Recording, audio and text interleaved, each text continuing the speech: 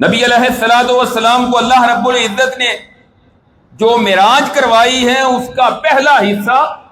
سبحان الذی اسری بعبدہ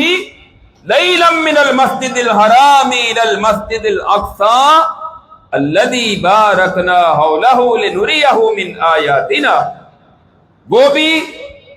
بیت اللہ سے لے کر مسجد اقصی تک ہے۔ جو آپ کا اسراء کا سفر ہے، معراج کا پہلا حصہ وہ بیت اللہ سے لے کر مسجد اقصی تک ہے، اور دوسرا حصہ مسجد اقصی سے لے کر ساتوں آسمان کی اللہ رب العزت نے سیر کروائی۔ اور یہی وہ مقدس مسجد ہے کہ جہاں نبی کریم علیہ السلام نے تمام انبیاء علیہ السلام کی معراج کے موقع پر امامت کروائی، اور یہی مسجد اقصی ہے کہ جو مسلمانوں کا پہلا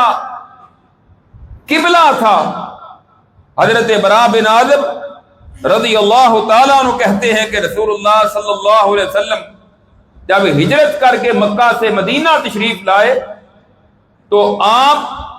16-17 ماہ تک نماز اس طرح پڑھاتے تھے کہ آپ کا رخ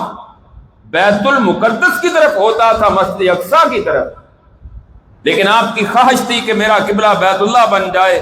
پھر اللہ رب العزت نے حکم دے دیا اور تحویل قبلہ کا حکم آیا جو دوسرے پارے کے آغاز میں